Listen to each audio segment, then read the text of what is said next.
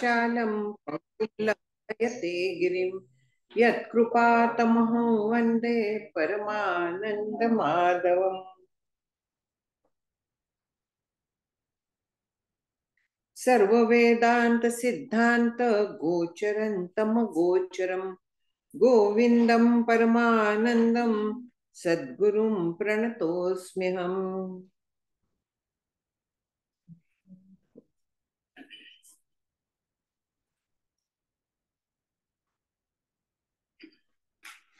आपण गेल्या वेळेस 9व्या श्लोकापर्यंत आलो होतो.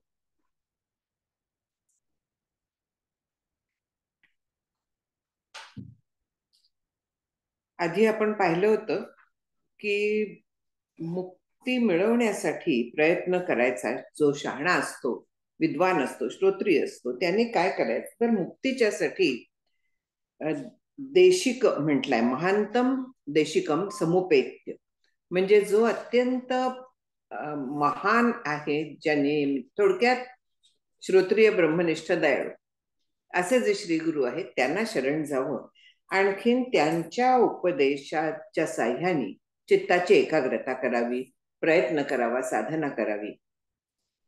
आणि पुढे 9व्यात ते सांगतायत की उद्धरेत आत्मनात्मानं मग्नम संसार वारिधौ योगारूढत्व मासाद्य सम्यक दर्शन निष्ठया. तर इथे जे सांगितलेलं आहे ते आपण गेल्या वेळी पहिली त्यातली ओळ विचार केला होता थोडा, की स्वतःचा स्वतः उद्धार करावा. कोणी? तर जे संसार समुद्रात बुडलेले आहेत, डुबक्या खातायत, पूर्णपणे मग्न झालेले आहेत, अशांनी. त्याचा विचार हाही झाला होता की संसार सागरात पूर्ण बुडलायत म्हणजे सगळ्या विषयात जे रमलेले आहेत ते. संसार सागरात बुडणं म्हणजे काही प्रत्यक्ष बुडणं नसतं, तिथे काही सागर असं आपल्याला दिसत नाही, पण तरी देखील संसाराला, सगळ्या जगाला सत्य मानून त्या विषयांच्या नादात जेव्हा राहतो, दुसरं काहीही सुचत नाही, दुसरं काही त्याच्या पलीकडे असू शकेल असा विचार केला जात नाही, त्यावेळे त्याला संसार सागरात मग्न झालेले, बुडलेले असं म्हणतात. आणि हे का होतं असं? का माणूस संसारात बुडतो, रमतो? तर जगाला तो सत्य मानतो आणि त्याच्यामुळे तो संसारात बुडून राहतो. ज्ञानदेवांची एक फार छान ओवी आहे ह्याच्याबद्दल, की हे जे संसाराचं विष आहे, विषय व्याळे मिठी दिधलिया नुठी ताठी, तो तुझी गुरुकृपा दृष्टी निर्विष होईल. म्हणजे हा जो विषयरूपी सर्प आहे, महासर्प, विषयाला नेहमी सर्पाची उपमा दिली जाते. विषयरूपी हा जो सर्प आहे, तर त्यांनी जेव्हा तो चावतो, त्यांनी मिठी घातली म्हणजे त्यांनी वेटाळे घातलेले आहेत, आणखी तो आपल्याला आवळत चाललाय. हे सर्प कधी दंशाने मारतात, कधी आपल्याला गुदमरवून मारतात, विषयरूपी सर्प. पण त्याचं विष गुरुकृपा दृष्टीने निर्विष होतं म्हटलंय. विष निर्विष होतं म्हणजे काय? ते विष उतरतं म्हणजे काय होतं? तर संसारातलं सत्यत्व जातं, संसाराचं स्वरूप आपल्याला कळतं, की संसारात जे काय आपल्याला सुख आहे वाटतं त्याच्या मागे आपण धावतो, म्हणून या संसाराच्या समुद्रात आपण बुडतोय. तर तसं ते प्रत्यक्षात नाहीये. तर संसार जो आहे तर तो सतत बदलणारा आहे, कुठल्याही गोष्टीपासून आपल्याला नेहमी सुख मिळेल असं नाही. आज वाटलं की ह्याच्यातनं सुख मिळतंय, आपण त्याच्या मागे गेलो, काही दिवसात त्याच्यापासूनच आपल्याला कंटाळा यायला लागतो त्याचा, मग आणखीन आपण दुसरं शोधायला लागतो. म्हणजे एका गोष्टीपासून संसारात सुख मिळेल असं शक्यच नाहीये, होतच नाही कधीही. आज गणेश चतुर्थी आहे, मोदक केले जातात. किती खाणार आहोत मोदक, आणि किती दिवसांनी सतत करत राहणार आहोत? पूर्ण गणपतीच्या काळात आपण मोदक थोडेच रोज करतो, केले तर कंटाळा येऊन जाईल, कितीही आवडले तरी. म्हणजे ह्या जगात जे काही सुख आहे, सुख नाही असं कोणीच म्हणणार नाही, पण त्या सुखाच्या बद्दल ते अवीट सुख नाहीये. मुख्य मुद्दा हा येतो की ते अवीट नाहीये, त्याचा नेहमी वीट येतो. अवीट सुख या जगात फक्त जे आपल्याला श्री गुरु सांगतात की तू ब्रह्म आहेस, जे अवीट आहे, जे रसमय आहे, जे आनंद रूप आहे, ते ब्रह्म तू आहेस असं श्री गुरु उपदेश करतात. आणि त्या पद्धतीने अभ्यास केला तर आपला उद्धार होतो. इथे तेच सांगतायत की स्वतःचा स्वतः उद्धार करा. गेल्या वेळी म्हटलं होतं मला वाटतं की श्री गुरु जादूची काडी नाही फिरवत, त्या हॅरी पॉटरच्या सिरियल सारखी, की एक असं केलं आणखीन काहीतरी म्हटलं की बदलून जात आहे, मन बदलताय, विसरून जायला होतं वगैरे. असलं काही होत नाही. श्री गुरु असं करत नाही. तर श्री गुरु आपल्याला संसाराचं स्वरूप सांगतात आणि आपलं स्वरूप काय आहे ते सांगतात. आपल्या स्वरूपाबद्दलचे आपलं अज्ञान आहे ते नष्ट करतात. जगाबद्दलचं अज्ञान आपलं नष्ट करतात. नष्ट करतात म्हणजे प्रत्यक्षात नष्ट करत नाहीत. हे अगदी पुन्हा पुन्हा सांगायला लागतं की गुरूंच्याकडे गेलं म्हणजे माझं अज्ञान नष्ट झालं, मी मुक्त झाले, असं कधीही होणार नाहीये. तो प्रयत्न स्वतःलाच करायला लागतो. म्हणून उद्धरेत आत्मनात्मानं म्हटलेलं आहे. म्हणजे आत्मना आत्मानं, स्वतः स्वतःचा उद्धार करावा. हे इथे परत परत सांगितलेलं आहे. गीतेत सांगितलं आहे, उपनिषदात सांगितलेलं आहे. हेच वाक्य सगळीकडे येतं, इतकं त्याला महत्व आहे. उपनिषदातलंच वाक्य इथे घेतलेलं आहे की स्वतःचा स्वतः उद्धार करायला हवा. आणखीन तो श्री गुरूंच्या उपदेशाप्रमाणे, त्यांनी सांगितलेल्या प्रमाणे आपल्याला जायला लागतं. कारण आपण जर का स्वतःच्या मनाने जायला लागलो तर आपले रस्ते चुकतात. जंगलातनं, डोंगरातनं, दऱ्यातनं जेव्हा आपण हिंडतो तेव्हा आपण पाऊल वाटेने जातो. पाऊल वाटा सुद्धा त्या बरोबर दिशेला जाणारे असतात याची आपल्याला खात्री नसते. अनेक वाटा फुटत असतात आणि तिथे गाईड लागतो आपल्याला. जंगलातनं जाताना नेहमी आता हिमालयात ट्रेकिंगला जातात किंवा बाकी कुठे जातात, एखादा गाईड बरोबर घेतात, कारण आपल्याला वाटा माहीत नसतात. मग आपल्याला बरोबर वाट दाखवणारे जे असतात ते श्री गुरु असतात. ह्या संसाराच्या समुद्रातनं बाहेर पडण्यासाठी, किंवा ज्याला भवाटवी असं दुसरं नाव आहे. भवाटवी म्हणजे हे भवरूप म्हणजे संसार रूप अरण्य, अटवी म्हणजे अरण्य. तर त्याच्यातून बाहेर पडायला आपल्याला श्री गुरूंच्या सारखे कोणीतरी लागतं. छांदोग्यात एक कथा आहे, सांगितलेली आहे की नाही मला आठवत नाही, परत सांगते की म्हणजे श्री गुरु एक्झॅक्टली वाट कशी दाखवतात त्याच्याबद्दल. एक माणूस होता, तो आपल्या गावाला परत चालला होता. त्याचा रस्ता होता तो जंगलात नव्हता. तिथे त्याला काही दरोडेखोरांनी अडवलं. आणखीन त्याचे डोळे हात वगैरे बांधून टाकले, त्याच्या जवळचं सगळं लुबाडलं, त्याला दूर जंगलात, खोल जंगलात अगदी नेऊन सोडलं आणि ते निघून गेले. आता ह्याच्यातून बाहेर कसं काय पडणार? कुठेही जाईल, कधी काटे ओरबाडतायत, कधी खड्ड्यात पडतोय, कधी काही होतं. त्याला डोळ्यावरची पट्टी काढता येईना, काही करता येईना. तो आक्रोश करत होता की मला कोणीतरी सोडवा ह्याच्यातून. तर लांबनं कोणीतरी एक अतिशय दयाळू माणूस चाललेला होता. त्याला तो ऐकू आला, आणखीन तो त्याच्याजवळ गेला.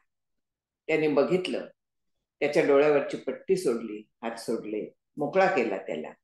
आणखीन विचारलं काय झालं. त्यांनी सांगितलं असं असं झालं, मला अमुक अमुक गावाला जायचं आहे आणि मला त्याचा रस्ता मिळत नाही, आता मी काय करू, दरोडेखोरांनी माझं सगळं असं असं केलंय. तेव्हा त्या दयाळू माणसाने त्याला बरोबर योग्य रस्त्यावरती आणून सोडलं. आणखीन पुढेच कसं जायचं ते सांगितलं. वाटेतल्या खाणाखुणा सांगितल्या की तू असा असा जर का गेलास तर तू तुझ्या देशाला पोचशील. जर का वाटेत काही अडचण आली तर एखादा चांगला माणूस बघ आणि त्याला तू पुढची वाट विचार. खुणा सांगितल्यात, कोणाला तरी विचार हे सांगितलं. आणखीन असं करून मग तो जो होता वाट चुकलेला, तो आपल्या देशाला जाऊन पोचला. कथा एवढीच आहे ती, छांदोग्य उपनिषद.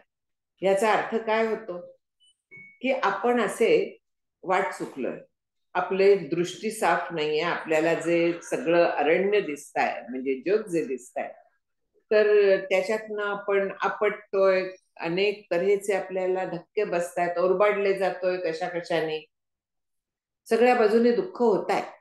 आणि आपल्याला बाहेर पडायला ह्याच्यातून मी सुखाने कशी जाईन, माझ्या मूळ ठिकाणी कशी जाईन, जिथून आली आहे तिथे कशी जाईन, हा आपल्याला ज्ञान होत नाही.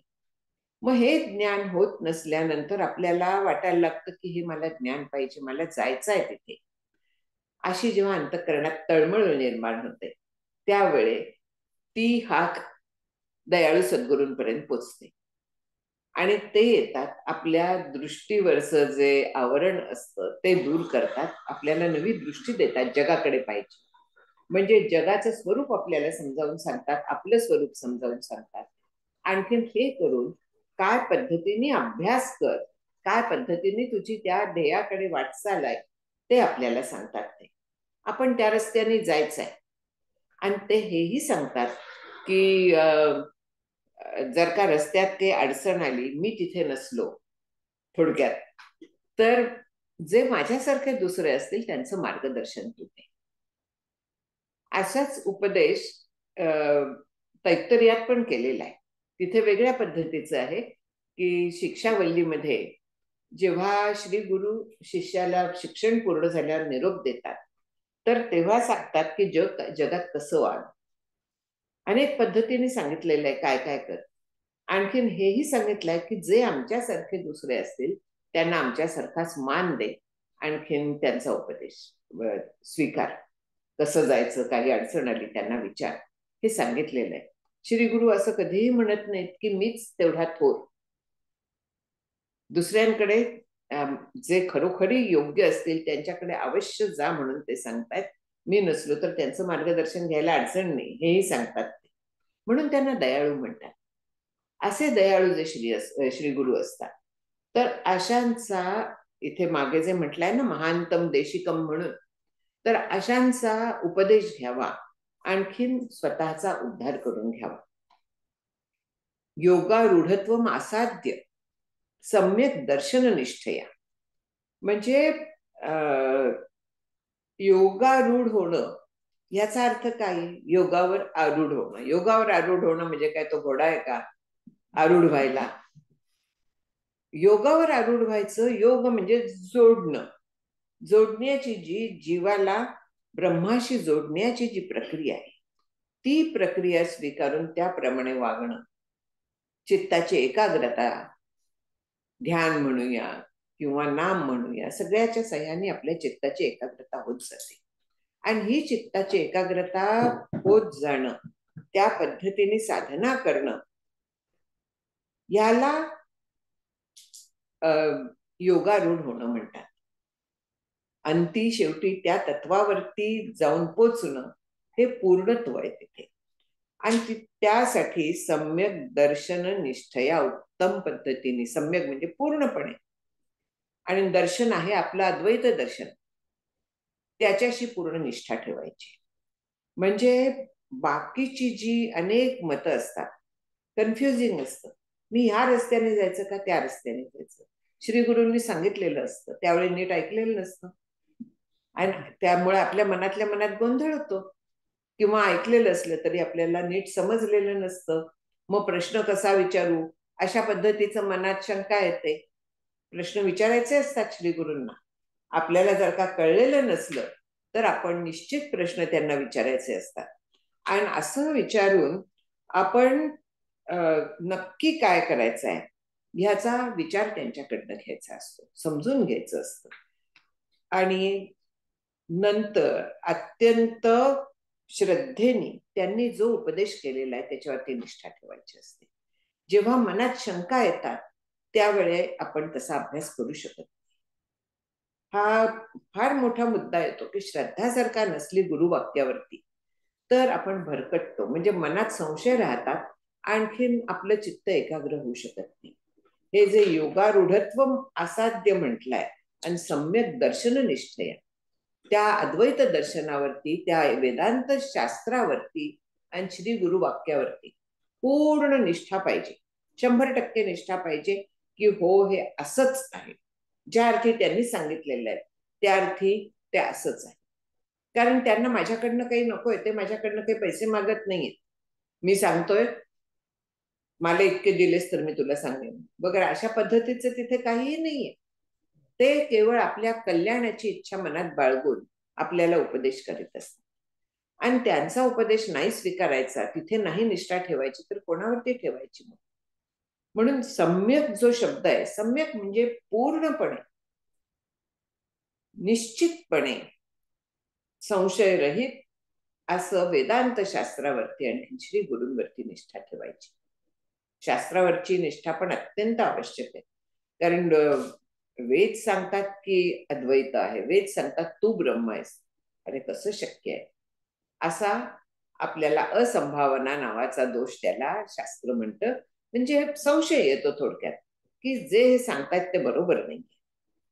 पण असा संशय न घेता मला कळत नाहीये असं असू शकेल, असा विचार करायचा, आणखीन अभ्यास करत जायचं आणि योगारूढ व्हायचं. आसाध्य म्हणजे मिळवून ते पूर्णपणे संपादन करावं. चित्ताचं एकाग्रता नामाच्या, ध्यानाच्या, तत्वचिंतनाच्या वगैरे माध्यमातनं हळूहळू चित्त समाहित करावं, एकाग्र करावं, आणखीन त्या मार्गाने जावं.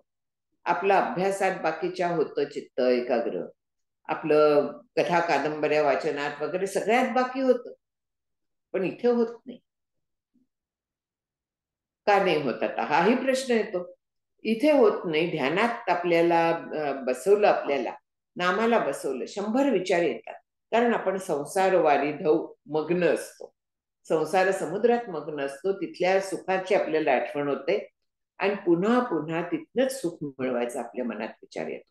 हे आपल्या लक्षात येत नाही. पण चित्त एकाग्र न व्हायचं हे कारण आहे की आपलं मन संसारात धाव घेत असतं. ते तिथे बुडलेलं आहे आणि त्याला ते बुडणंच आवडतं. ती एका साधूची आहे मला वाटतं कथा, का इंद्राची आहे. पण त्याला डुकराचा जन्म यायचा होता शापात. आणखीन त्यांना कळलं होतं, त्यांनी सांगितलं होतं की मी अशा अशा ठिकाणी पांढऱ्या डुकराच्या पिल्लाच्या रूपाने असेल, तेव्हा तिथे येऊन त्या पिल्लाला तुम्ही मारून टाका, म्हणजे मला पुढली गती मिळेल. तो शेवटचा माझा जन्म आहे. त्याप्रमाणे शिष्य आपले प्रामाणिकपणे तिथे गेले. त्या डुकराच्या पिल्लाला त्यांनी शोधलं, आणखी मारायला लागले. तर बोलायला लागलं पिल्लू की अरे मारू नका, इथे पण खूप सुख आहे. म्हणजे प्रत्येक, जसं शेणाच्या किड्याचं उदाहरण देतात, शेणाच्या किड्यातल्या किड्यांना त्याच्यातच सुख वाटतं. विषात देखील किडे असतात, त्या विषावरतीच जगतात. तसं आपण विषयांवर जगायचा प्रयत्न करत असतो. आपण त्याच्यातच मग्न असतो. आणखीन त्या डुकराच्या पिल्लासारखं आपल्याला सुख वाटत जातं. खरं सुख जिथे आहे, तर त्याचा आस्वाद घेण्यासाठी आपण मग प्रयत्न सोडून देतो. आपलं चित्त 10 ठिकाणी धावतं. असं न करता श्री गुरूंच्या शास्त्राच्या शब्दावरती विश्वास ठेवायचा, आणखीन अभ्यास करायला लागायचा. अभ्यास जेव्हा आपण करतो तेव्हा मग भगवंत म्हणतात तसं की यया आठा पहारा माझारी, मोठके निमिषभरी देतूच आहे, ते वेळी देखील माझे सुख, ते तुके आरोचक विषयी होईल. हे जे सांगितलेलं आहे की ह्या दिवसाच्या सगळ्या 24 तासातल्या माझ्यासाठी थोडासा वेळ देतो, निमिषभरी म्हटलाय, क्षणभर तरी मला दे तू, म्हणजे माझं ध्यान कर. माझं ध्यान जर का केलं मनापासून, तर त्या वेळात जी तुला शांती, जे सुख, जे समाधान मिळेल, त्याच्यामुळे बाकीच्या जगातलं सुख मिळणार, आणखीन इथे मिळणारं सुख, यातला फरक तुला कळेल. आणि हळूहळू मग तैसे चित्त भोगा आतून निघता, मज माझी रिगता, हळूहळू पंडूस होता मीची होईन, म्हणून सांगतात भगवान. की मग तुझं चित्त भोगातनं निघेल, म्हणजे वैराग्य येईल तुला, आणि हळूहळू तू माझ्या स्वरूपाला येऊन मिळशील. म्हणजे ही प्रोसेस जी आहे ही खूप लांब आहे, परत परत सांगायला लागतं. कारण आपल्याला रिझल्ट कसे हवे असतात? छान हवे असतात, भरपूर हवे असतात, तत्काळ हवे असतात, विनाश्रम हवे असतात. पण असा शॉर्टकट इथे नाही, कुठलाही शॉर्टकट नाही. इथे जे सांगितलंय ते पुरेपूर करायलाच लागतं, तर आपल्याला त्याचं फळ मिळतं. मग इथे माझं प्रारब्धच तसं होतं वगैरे शब्द अजिबात चालत नाहीत, कारण इथे प्रारब्धाचा काहीही रोल नाहीये. इथे पूर्ण प्रयत्नाचा रोल आहे. जितके प्रयत्न करू तितके आपण पोचणार आहोत. म्हणून सगळ्या बाकीच्या गोष्टींचा त्याग करायचा, जगाच्या बद्दलचे विचार, मला हे हवं ते हवं असे संकल्प करत बसायचे नाही. आणि मग या संसार समुद्रातनं आपण हळूहळू बाहेर पडायला लागतो. योगारूढ होऊन सम्यक दर्शन निष्ठया योगारूढ होऊ शकतो. सम्यक दर्शन निष्ठया सांगितलं की वेदांत शास्त्रावरती श्री गुरूंवरती पूर्ण निष्ठा ठेवायची, श्रद्धा ठेवायची. निश्चयन तिष्ठती इति निष्ठा. सतला धरून ठेवणं म्हणजे श्रद्धा आहे. तिथे पूर्ण विश्वास ही श्रद्धा आहे, आणि त्याच्याबद्दल पक्का निश्चय होणं ही निष्ठा आहे. तेव्हा असं जेव्हा आपण करतो तर त्यावेळी मग योगारूढत्व येऊ शकतं. पुढे काय करायचं आणखीन सांगतायत, 10व्यात म्हणतायत की संन्यस्य सर्व कर्माणी भवबंध विमुक्तये यत्यताम पंडितैर्धीहि कुठे गेलं, धीरैहि आत्माभ्यास उपस्थितैहि. म्हणजे काय करायचं आहे आता, की सगळ्या कर्मांचा त्याग करायचा. आता संन्यस्य सर्व कर्माने, सर्व कर्मांचा त्याग करायचा म्हणजे कुठच्या कर्मांचा त्याग करायचा, हा नवीनच प्रॉब्लेम आपल्यासाठी येतो. भवबंध विमुक्त आहे की हा जो संसाराच्या समुद्रात बुडलेलं होतं, तिथे आता भवबंध म्हटलेलं आहे. तिथे संसाराच्या समुद्रात मग्न असलेला बुडलेला म्हटले. त्या भवाचा म्हणजे जे काय हे झालेलं आहे, हे सगळं जग, हे देह, ह्याच्या बंधात न सुटण्यासाठी यत्यता प्रयत्न करायचा. काय कसा प्रयत्न करायचा आहे, कोणी करायचा आहे, तर पंडितही. पंडितही म्हणजे जे अभ्यास केलेला आहे थोडाफार, ज्यांना खरी इच्छा आहे. पंडामती यस्य सा पंडित, हा त्याचं व्युत्पत्ती आहे. म्हणजे खरा पंडित जो आहे तर तो ब्रह्म जाणणारा असतो पंडित. केवळ शास्त्र जाणणारा वेगळा, आणि पंडामती म्हणजे पूर्णपणे जो ह्याला जाणतो, ब्रह्माला जाणतो, त्याला खरा पंडित म्हणतात. ते जाऊन दे, पण इथे पंडित हा शब्द जो शहाणा आहे, जो अभ्यास करणार आहे, तर अशानी म्हटलेलं आहे. विद्वान जो आहे अशानी म्हटलेलं आहे. तर त्यांनी संसार बंधाच्या पासून भवबंध विमुक्त आहे. संसार बंध आपण पाहिला, तर त्याच्यापासून सुटण्यासाठी काय करायचं, तर सगळी कर्म टाकायची आणि प्रयत्न करायचा. या सगळं कर्म टाकण्याच्या बद्दल एक तर संन्यास घेणं हे एक आहे. पण संन्यास घेतला तरी सगळी कर्म सुटतात का? नाही सुटत. जरी झाला संन्यासी तरी 12 वाजता तोंडवासी. देह कर्म कधीही सुटणार नाही. श्वास घेणं सुटणार नाहीये, हालचाल आपली जाणार नाहीये. सर्व कर्म कुठची टाकायची? शास्त्र एक सांगतं याच्याबद्दल की ज्याला पूर्ण वैराग्य प्राप्त झालेलं आहे, तर त्यांनी ह्याच्यात गुंतून राहू नये, सर्व कर्मांचा त्याग करावा. म्हणजे आपल्यासाठी आता इथे आलं हे, आपण काही संन्यास घेत नाही, मग आपल्यासाठी काय करायचंय आपण, तर अननेसेसरी जी कर्म आहे ती टाकून द्यायची, ती सोडायची. आपला वेळ खूप जातो नाही त्या कर्मांमध्ये, गप्पा टप्पा, कुठल्या कार्यक्रमांना जाणं, हिंडायला फिरायला जाणं, त्याच्यात वाईट काहीच नाही. जर का हिंडा फिरायला जाताना आपण शॉपिंग ह्याच्या दृष्टीने गेलो नाही तर काही हरकत नाहीये, कारण निसर्ग सौंदर्य वगैरे ते देवाचं आहे सगळं. त्या दृष्टीने जर का आपण पाहिलं, उत्तम आहे. ती पण साधनाच असते आरोग्याच्यासाठी. रोज चालणं म्हणा, व्यायाम म्हणा, ही अशी कर्म टाकायची नाहीयेत, कारण शरीरम खलु आद्य धर्म साधनम. जर का शरीर भक्कम असलं त्याच्यात भक्कम मन असलं तरच हे करता येणार आहे, नाही तर करता येणार नाहीये.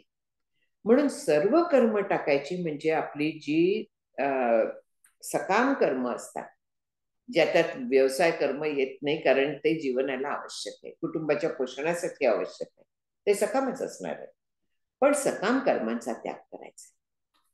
उगीचच्या उगीच ज्या टवाळक्या गप्पा टप्पा हिंडणं नुसतं हे जे असतं ते सोडायचंय.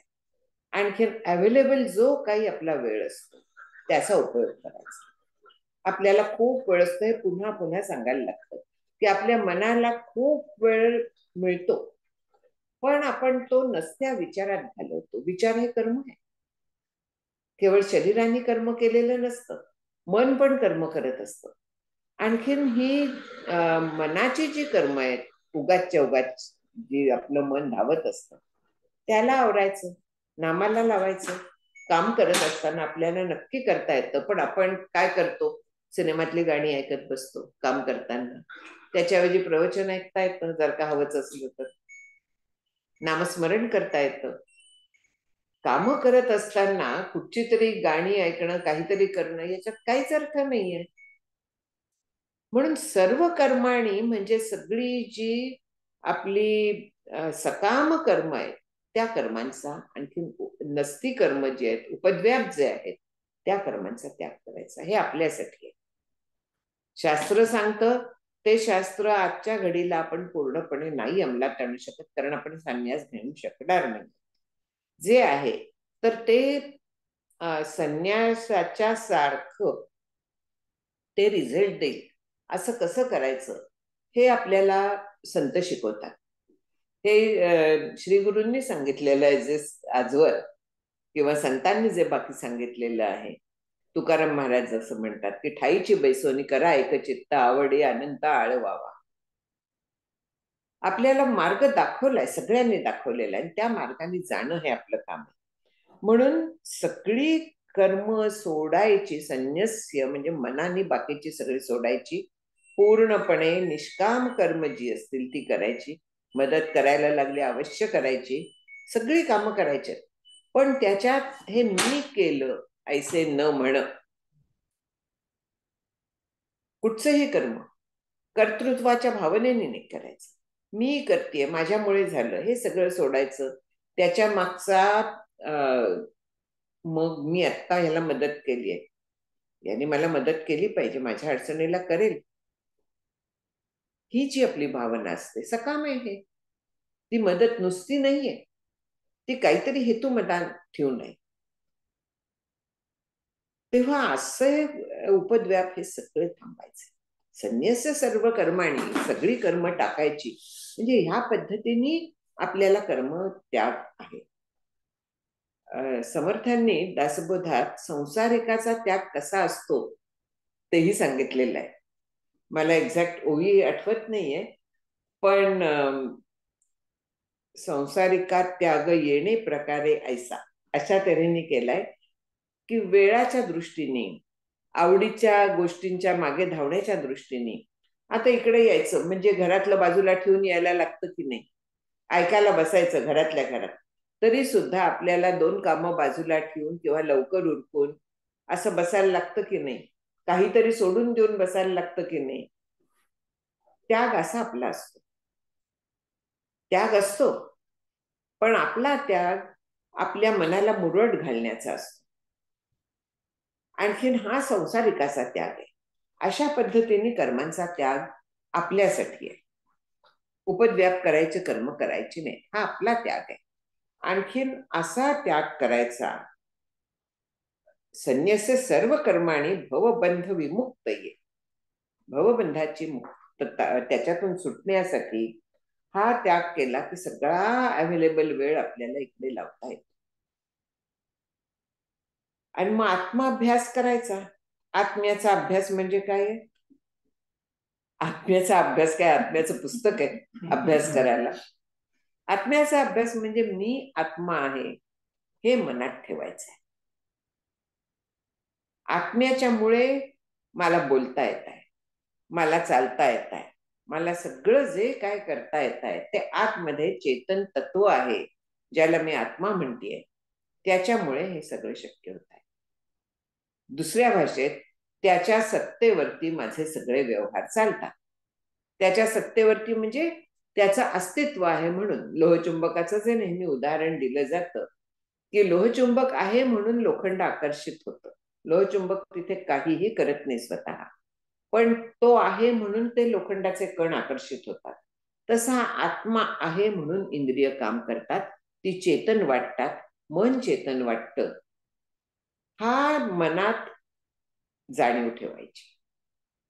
नुसतं हे पाठ नाही करायचं, तर ही जाणीव कुठच्याही गोष्टीसाठी ठेवायची की ज्याला प्रतिबोध विदितम मतम अमृतत्वम ही विंदते, म्हणून मला वाटतं केन उपनिषदात आहे, मला नक्की आठवत नाही, पण हे सांगितलेलं आहे की प्रत्येक जो बोध आपल्याला होतो, प्रत्येक गोष्टीचं ज्ञान होतं.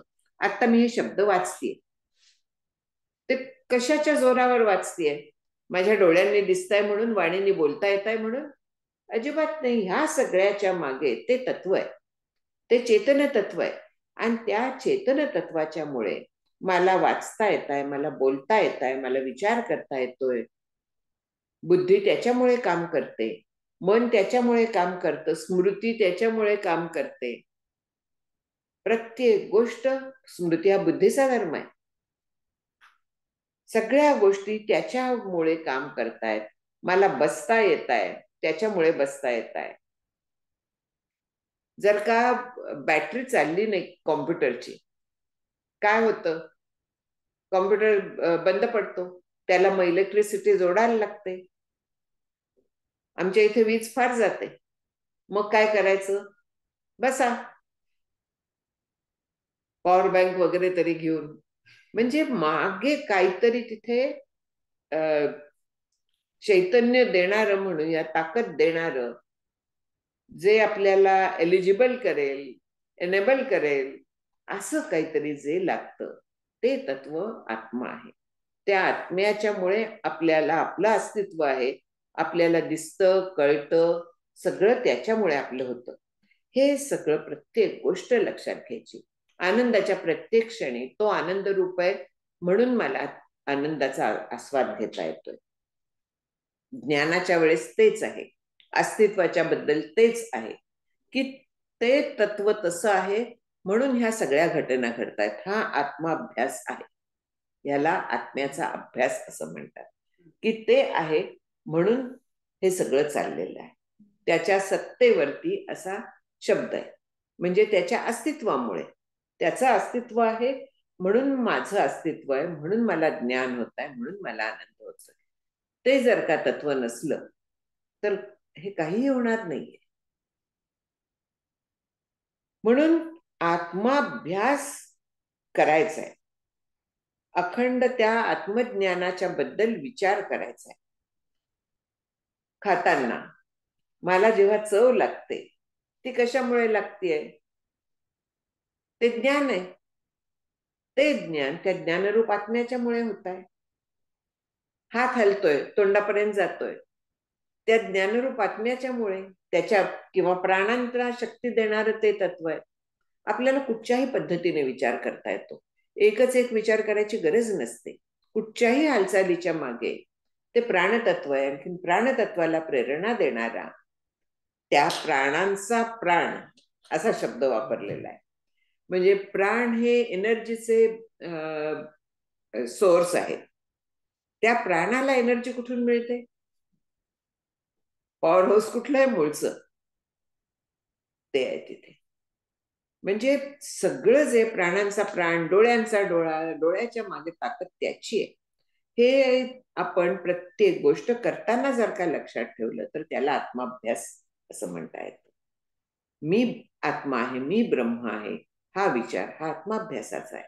नामस्मरण, आणि ज्याचं नाम घेतेय तो नामी म्हणजे ब्रह्म आहे, ते मी आहे, हे लक्षात ठेवून ते नाम घेणं म्हणजे आत्माभ्यास आहे. आत्माभ्यास हा अत्यंत व्यापक शब्द आहे. आणखीन आत्म्याचा अशा पद्धतीने जर का अभ्यास केला तर ती निर्गुणाची उपासना असंही म्हणता येतं. निर्गुण अनुपास्य आहे, कारण त्याचा आकार नाहीये, त्याची पूजा बिजा करता येत नाही, मग त्याची उपासना काय आहे? तर हे विचार म्हणजे त्याची उपासना आहे, हा त्याचा अभ्यास आहे. असा अभ्यास करत भवबंध विमुक्त येईल ह्या एका उद्देशाने करायचा आहे. सिद्धी बिद्धी ह्याच्या मागे लागून हा अभ्यास करायचा नसतो. केवळ मुक्तीच्यासाठी म्हणजे आनंदरूप होण्यासाठी हा अभ्यास करायचा आहे आणि तेवढ्याच साठी करायचा आहे. मग पुढे आणखीन त्याच्याबद्दल सांगतायत की कर्म आपण करतो.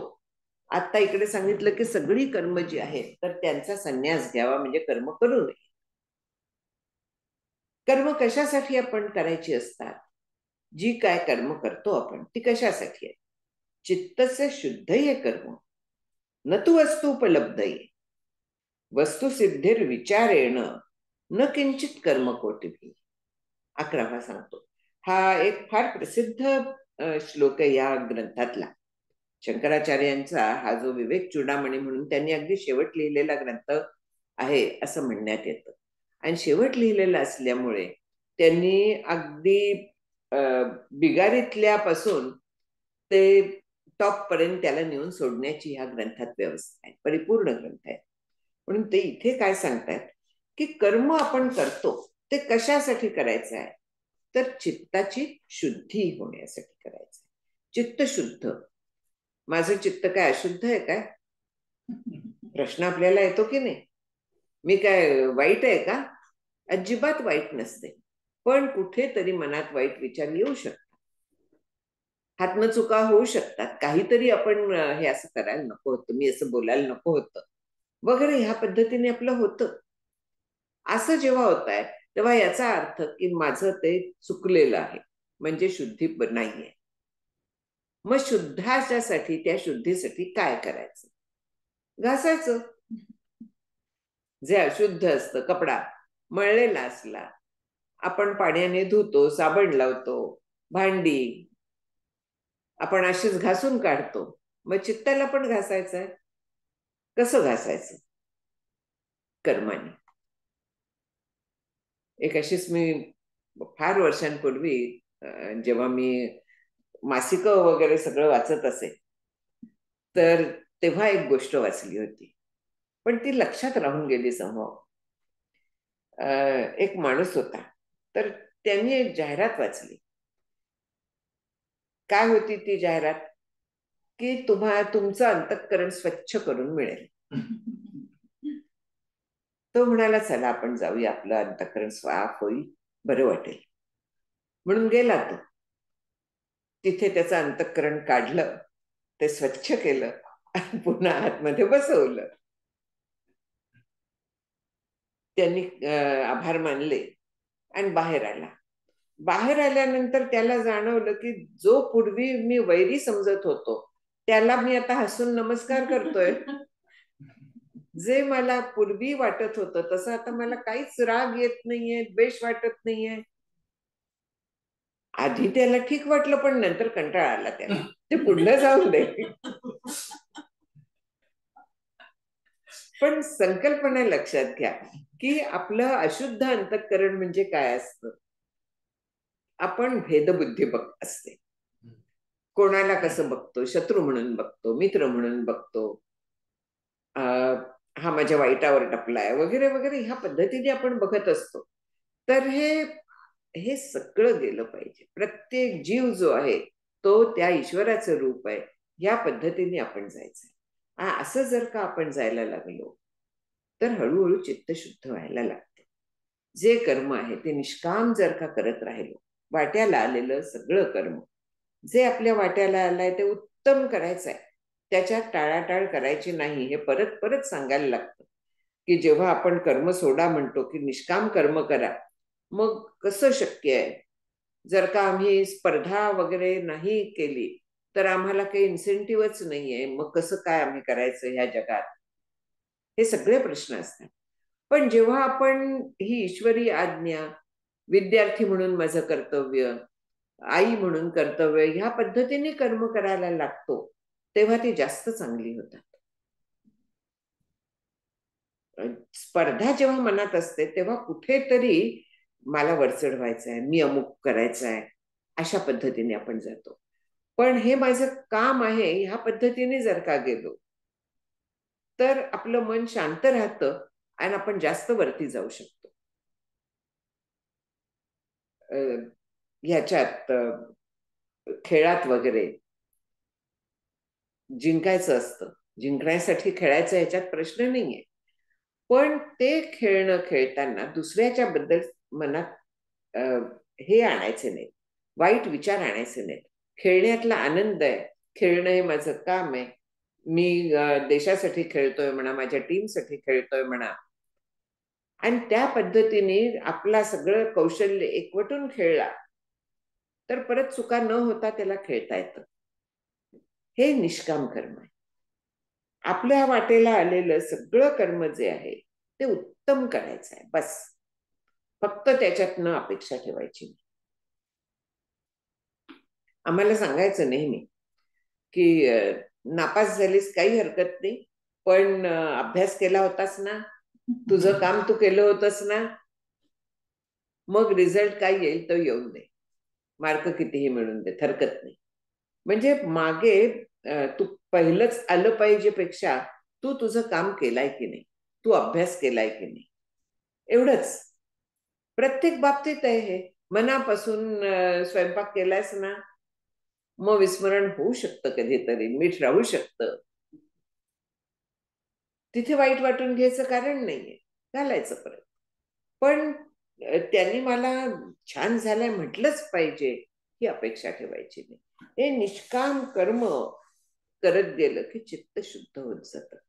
गढूळ जे होतं आपलं चित्त, ते फळ मिळेल की नाही, किती मिळेल, अशा सगळ्या विचारांमुळे गढूळ व्हायला लागतं. मग स्पर्धा, ईर्ष्या, मत्सर, द्वेष हे सगळे मनात यायला लागतात. आणखीन हे जर का अपेक्षाच ठेवली नाही तर हे सगळ्या गोष्टी दूर जातात, चित्त शुद्ध होतं, शांत होतं. म्हणून कर्म जे आहे ते कर्माचा उद्देश चित्ताची शुद्धी हा आहे. कर्म सांगितलेलं आहे शास्त्राने, यज्ञ वगैरे सुद्धा वेदात सांगितलेले आहेत, सगळ्या तऱ्हेची कर्म सांगितलेली आहेत. ती कशासाठी आहेत? ज्यांना पूर्ण संसार वारिधौ मग्न आहेत, संसाराच्या मध्ये बुडलेले आहेत, त्यांना सकाम कर्म करा बाबा, पण कर्म नीट करा, शास्त्र शुद्ध करा, अशा यांनी अगदी जे त्या स्तराचे असतात त्यांना परवानगी दिली. त्यातून हळूहळू ते वरती येऊ शकतात ह्या दृष्टीने. पण जे वरती आलेले आहेत त्यांना हे तुझं कर्तव्य आहे म्हणून तू कर, ही आज्ञा आहे. आणखीन ती आज्ञा ते म्हणजे निष्काम कर्म होतं. त्या निष्काम कर्मातनं चित्त शुद्ध होतं आणि चित्त शुद्ध झालं की परमार्थाकडे बुद्धी होते. मी अशी बरीच उदाहरणं पाहिलेली आहेत. हे मी सांगितलंही असेल एखाद वेळेस की गजानन महाराजांची पोथी वगैरे सकाम ह्याच्यातनं वाचणारे मला काही जण भेटले, बरेच जण भेटले आहेत ऍक्च्युली, आणि त्या वाचत गेल्या होत्या. त्यांना काय हवं ते मिळालं, न मिळालं, कोणाला मिळालं, प्रारब्धात असलं तर मिळतं, प्रारब्धात नसलं तर मिळत नाही. पण त्याच्यानंतर केवळ सवय झाली म्हणून, आवड म्हणून त्या वाचत गेल्या. म्हणजे सकामाचं रूपांतर निष्कामात झालं. भगवंतांनी सकामचं पण सांगितलंय ना, अर्थार्थी. त्याचे दोन अर्थ केले जातात. एक अर्थार्थीचा अर्थ पैसे वगैरे काहीतरी गेन होण्यासाठी भक्त, आणि दुसरा त्या अभ्यासाचा अर्थ ज्ञान मिळवणारा, हा पण केला जातो. एकनाथ महाराजांनी तसा अर्थ केला अर्थार्थीचा.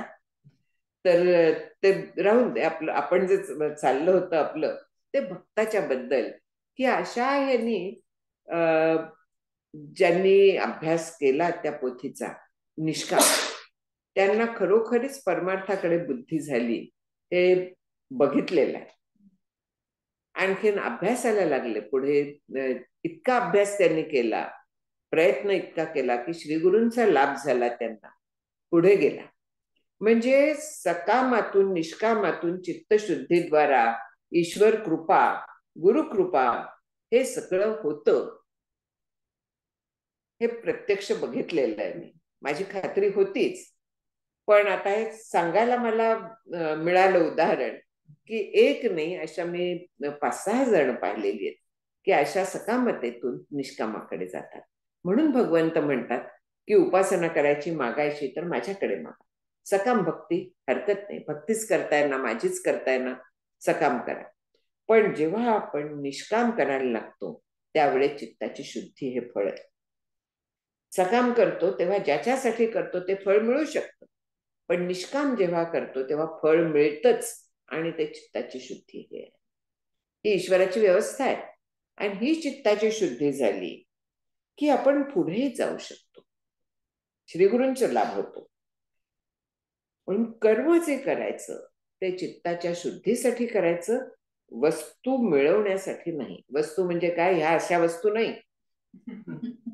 वसती ती वस्तू म्हणजे जी कायम असते ती वस्तू. कायम आहे, कायम असणारी एकच वस्तू आहे, एकच गोष्ट आहे, ती म्हणजे परमात्मा, परब्रह्म. ब्रह्मचा अर्थच व्यापक आहे, बृहत वर्ण आलेला आहे ब्रह्म शब्द. सगळं व्यापून असणारा ते ब्रह्म आहे. आणि यो वै भूमा तत् सुखम म्हणजे तो सुखरूप आहे, म्हणजे केवळ आनंद देणारा आहे. म्हणून कर्म जे करायचं तर ते आपला कर्तव्य म्हणून करायचं. आणखी करताना तिथे मागे काहीही इच्छा ठेवायची नाही, कसलीही त्याच्यातनं मला काही मिळेल अशा पद्धतीची इच्छा ठेवायची नाही. असं का मग होतं, तर वस्तुसिद्धीर विचारेण न किंचित कर्मकोटीभी. जी वस्तुसिद्धी आहे म्हणजे परमार्थाची प्राप्ती, म्हणजे जीव ब्रह्मैक्याची सिद्धी, जीव ब्रह्मैक्याचा अनुभव, ती केवळ विचाराने होते. न तू न किंचित कर्मकोटीभी. कोट्यावधी जरी कर्म केली, यज्ञ याग केले, दान धर्म केले, काहीही केलं तरी त्यांनी परमार्थ सिद्धी होणार नाही, वस्तुसिद्धी होणार नाही. का? नाही अध्रुवेन प्राप्यते ही ध्रुवम तत्. म्हणजे जे स्वतःच नाशिवंत आहे त्या नाशिवंताच्या साह्याने जे अविनाशी आहे त्याची प्राप्ती कशी होईल? लॉजिकली विचार करावा की पूर्णपणे जे विनाशी गोष्ट आहे ते आपल्याला अविनाशी देऊ शकेल का? जे स्वतःच तसं नाहीये ते काही देऊ शकेल का? त्यामुळे बोले तैसा चाले हे सांगितलेलं आहे की माझ्याजवळ असलं तर मी देऊ शकणार आहे ना. इथे कर्माजवळ ते ताकदच नाहीये, मग कर्म वस्तुसिद्धी कशी देऊ शकेल? शक्य नाहीये. कर्म कितीही केली, कोट्यवधी कर्म केली, सगळ्या तऱ्हेची केली, अगदी मरमरून केली म्हणूया आपण, तरी देखील वस्तुसिद्धी होणार नाहीये, परमार्थ प्राप्ती होणार नाहीये. तर मग ती कशाने होईल? तर वस्तुसिद्धी विचारेण. जे काही आपण करतो यत् कृतम तत् नष्टम, जे केलं जातं ते नष्ट होतच, कारण कर्माचा तो स्वभाव आहे. जे जे केलं जातं ते पुढल्या क्षणी नाहीसं झालेलं असतं, कर्म तिथल्या तिथे संपलेलं असतं. आणि त्या कर्मातनं जे काय आपण कार्य करतो ते देखील नाशिवंत असतं, ते पण नष्ट होतं. म्हणून कर्माने कायम टिकणारी गोष्ट कधीही मिळणार नाहीये, ती केवळ विचाराने मिळणार आहे. का? मुळात अविचार होता, त्याच्यामुळे अज्ञान आलं. मग अविचाराला औषध काय आहे? विचार. योग्य विचार, योग्य दिशेने पुरेसा असा जेव्हा विचार केला जातो तर तोच त्या अविचारावरचा औषध आहे. म्हणून वस्तुसिद्धीर विचारेण म्हटलेलं आहे. तो विचार कसा आहे, त्याला विवेक असं ना. आपला विवेक चुडामणी चाललेला आहे. विवेक रूपी जो आहे तो चुडामणी आहे, म्हणजे अत्यंत श्रेष्ठ आहे. म्हणून इथे जे सांगितलेलं आहे ते वस्तुसिद्धी विचारेण न किंचित कर्मकोटीभी. म्हणून विचार कसा आहे, तस्मात विचार करावा देव कोणतो ओळखावा, आपला आपण शोध घ्यावा अंतर्यामी. विचार करायचा, अखंड विचार करायचा आहे, वस्तुसिद्धी आत्मवस्तू जी मिळते ती केवळ विचाराने मिळते, कारण अविचाराने आपण ती हरवून बसतोय. जुने ठेवणे मीपणे आकळेना.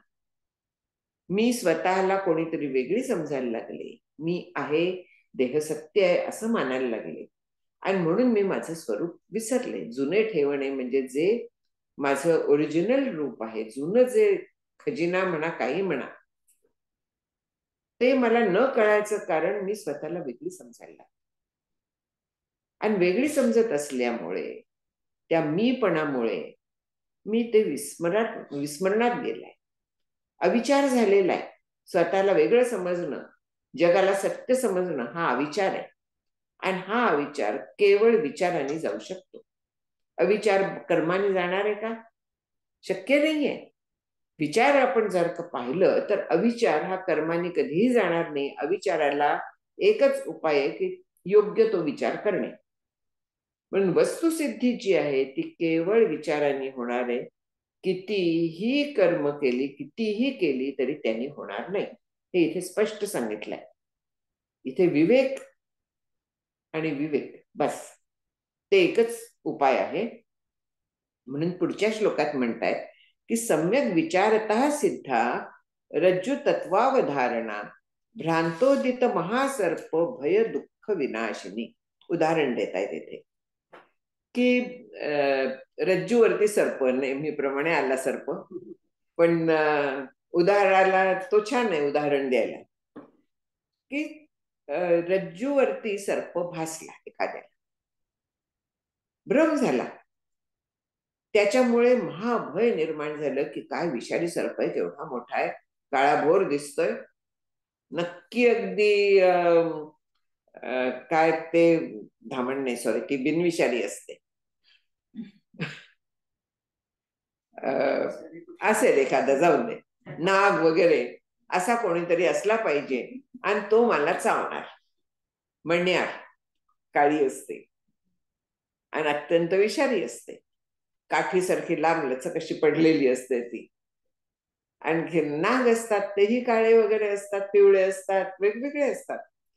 मग त्या दोरीवरती मला जर का तो विषारी सर्प आहे असं वाटलं, मग मला भीती वाटणार आहे. ती भीती कशाने जाईल? त्या सर्पाला मारून सर्प तो मरणार आहे का? जो भासलेला सर्प आहे, जो मुळातच खोटा आहे, त्याला कितीही मारलं, कितीही काहीही केलं तरी का उपयोग नाहीये. मग तो कशाने जाणार आहे? तर सत्य स्वरूप त्याचं कळल्यावर एकाच गोष्टीने तो जाणार आहे. त्याचं खरं स्वरूप काय आहे हे मला कळलं पाहिजे. मग त्यासाठी काय करायचं? उजेड टाकायचा. उजेड टाकला की त्याचं सत्य स्वरूप कळलं. इथे उजेड कसला टाकायचा? ज्ञानाचा, विचाराचा. तो उजेड टाकायचा. आणखीन मग माझं, आणखीन ह्या सगळ्या जगाचं सत्य स्वरूप काय आहे ते मला कळतं.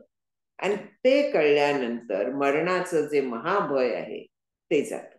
इथे महाभय म्हटलेलं आहे की सर्पभ्रमाने महाभय उत्पन्न होतं. भ्रांतोदित महासर्प भय दुःख विनाशिनी. काय आहे? सम्यक विचारता, पूर्णपणे विचार करावा. आणखीन मग रज्जूवरती जो भासणारा सर्प आहे त्याच्यामुळे जी भीती आहे ती नाहीशी होते.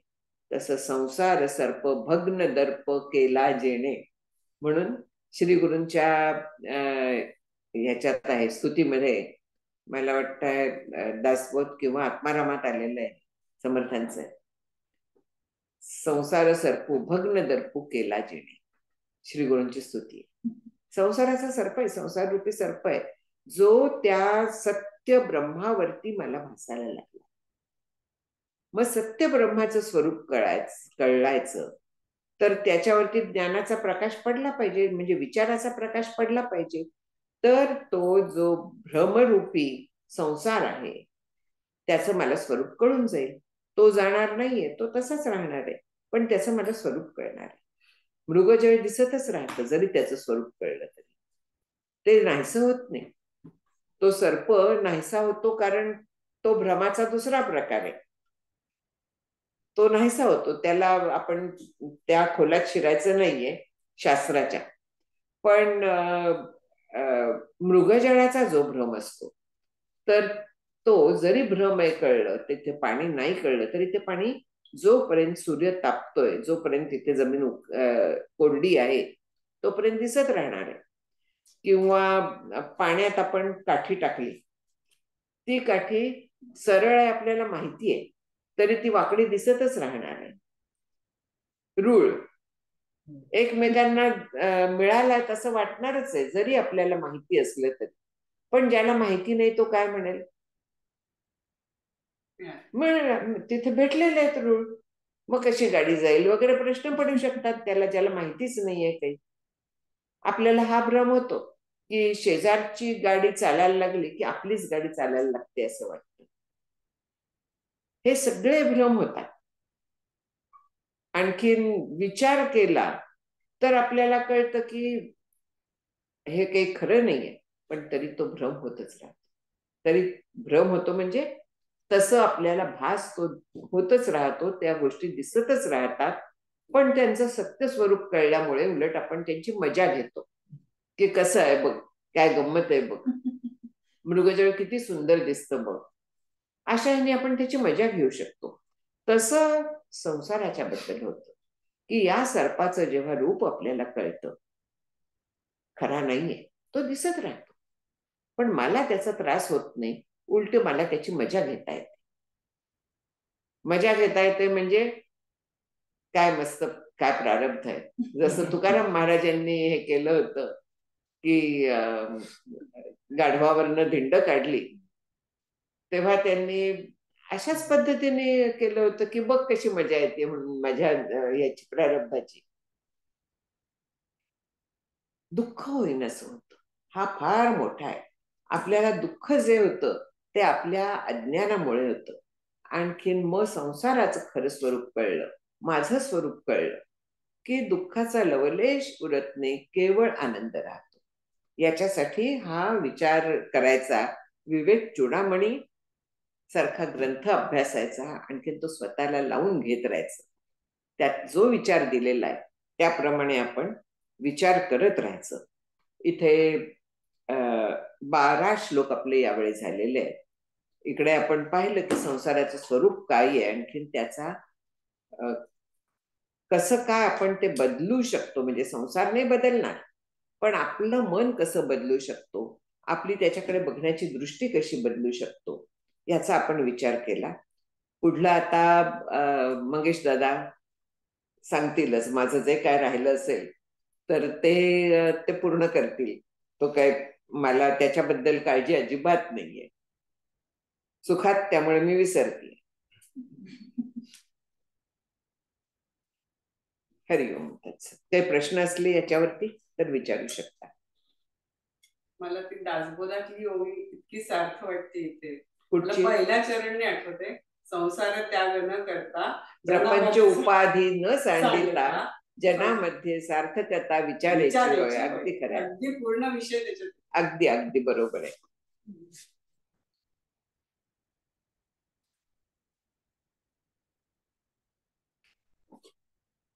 कोणी विचारत नसेल तर मी एक प्रश्न विचारतो की 11व्या श्लोकात उपलब्धी आणि सिद्धी अशी शब्द आले, त्याचं तुम्ही सांगू शकता का? उपलब्धी करणं आणि सिद्धी वस्तूच्या अनुषंगाने. वस्तू उपलब्ध म्हणजे वस्तू मिळवण्यासाठी नाहीये, पण इथे मिळवणं म्हणलंय ब्रह्मवस्तू. ब्रह्मवस्तू मिळवणं म्हणजे ब्रह्मवस्तू मिळवणं कसं शक्य आहे?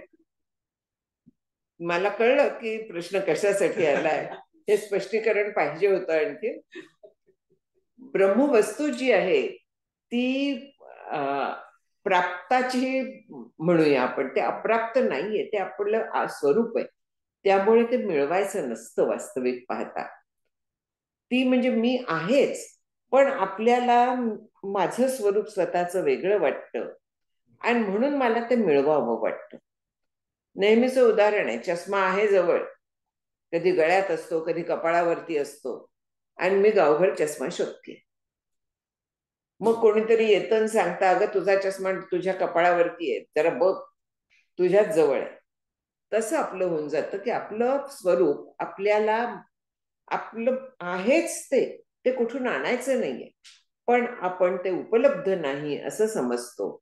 आणि ते उपलब्ध करून घेण्यासाठी, म्हणजे जीव ब्रह्मैक्य मिळवण्यासाठी जे आपलं आहे, मिळालेलंच आहे, मूळचंच आहे, ते मिळाल्यासारखं परत होतं.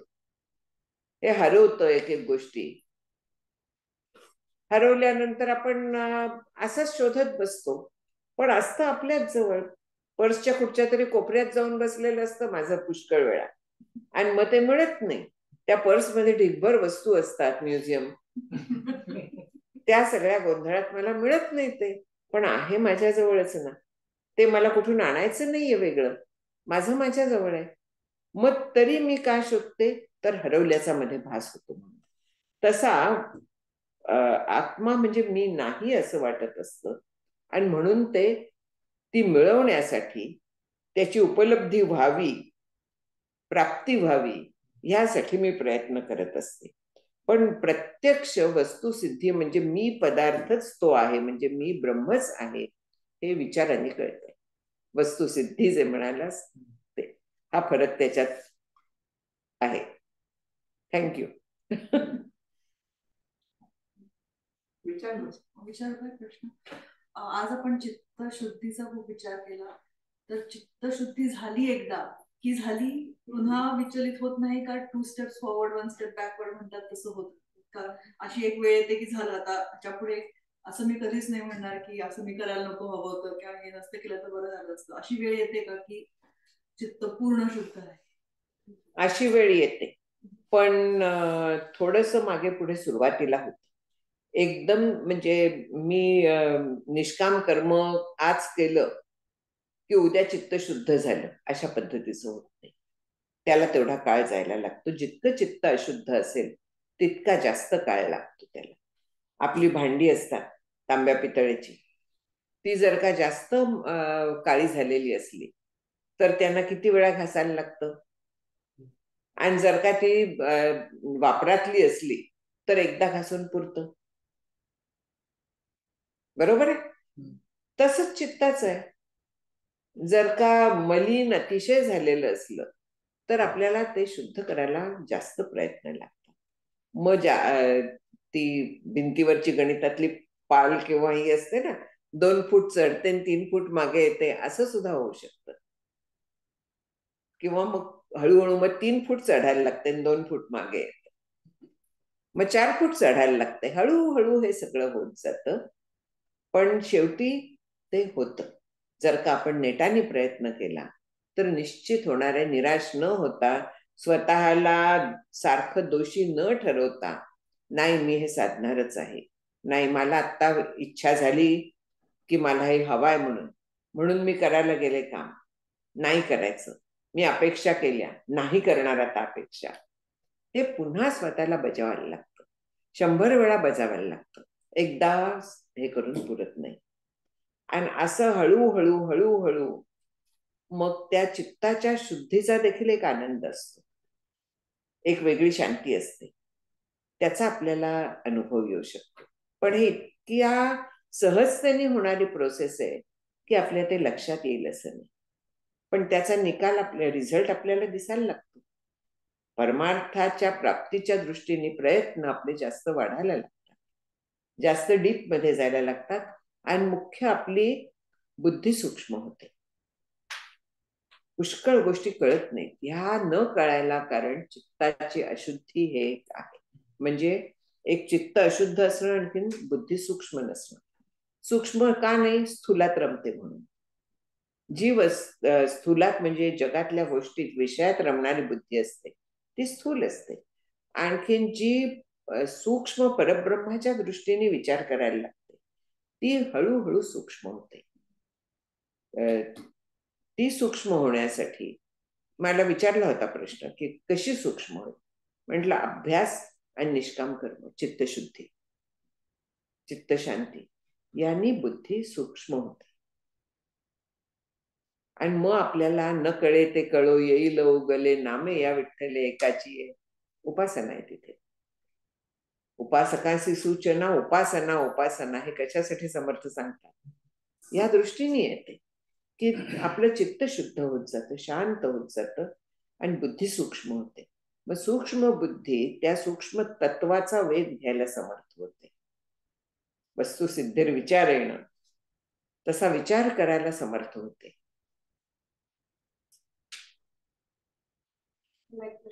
हा, म्हणूनच मग 10व्या श्लोकामध्ये मावशी इथे पंडित हा जो शब्द वापरलाय त्याचा अर्थ आपण मुमुक्षु पण घेऊ शकतो का? हो, नक्कीच. पंडितचा अर्थ शास्त्राभ्यास केलेला असा होतो, किंवा मगाशी म्हटलं तसं की पूर्ण ज्ञानी असाही अर्थ होतो. पण मुमुक्षु इथे अर्थ मुमुक्षु अवश्य घ्यायला हरकत नाही, की ज्याला इच्छा आहे, भवबंध विमुक्त ये, म्हणजे मुमुक्षु आला. अगदी बरोबर आहे.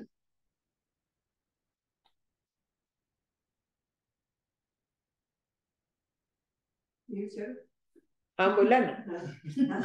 काय नाही, रज्जू सर्पाचं उदाहरण आपल्याला पटतं, पण तो साप म्हणजे खरं मीच आहे, माझा देह म्हणजेच तो साप आहे. अगदी बरोबर. ते जायला फार वेळ लागतो.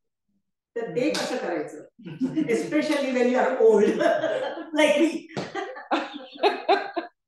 देह तादात्म्य घालवणं हे सोपं नसतं, हे अगदी खरं आहे. म्हणजे खरं सांगायचं तर देह तादात्म्य गेलं तर जगत सत्यत्व जाणं सोपं आहे. मग त्यासाठी विचार करायला आपल्याला सांगितलेलं आहे की आपण म्हातारे झालो म्हणताय तुम्ही, बरोबर आहे.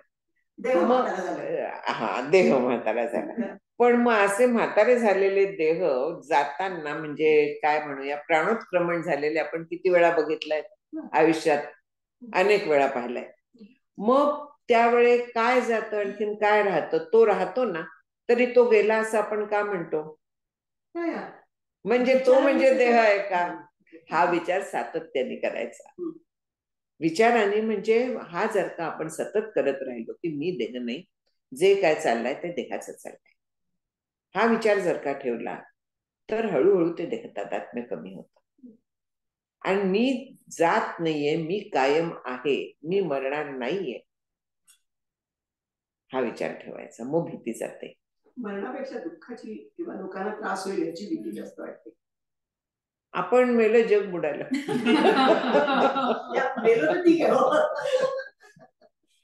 मग जे प्रारब्ध असतं त्यांचं पण प्रारब्ध असणार. एक्झॅक्टली, त्यांचं प्रारब्ध आपलं प्रारब्ध, जे काय असतं प्रारब्ध ते भोगायला लागणार आहे. आपण एकच करू शकतो की कुरकुर न करता त्यांना जेवढं आपल्याकडनं सहाय्य करता येईल तेवढं करायचं.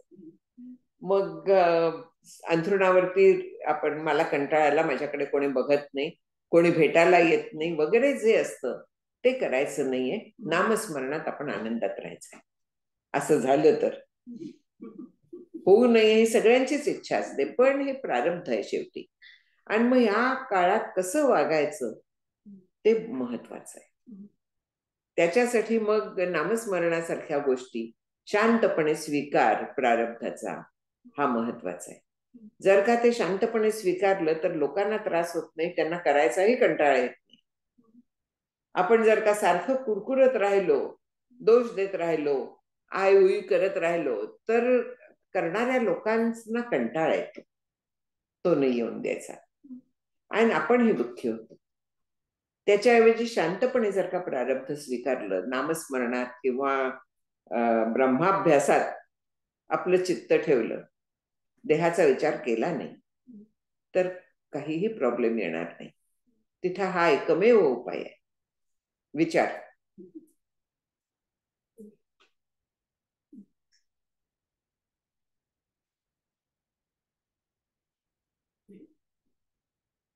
झालं.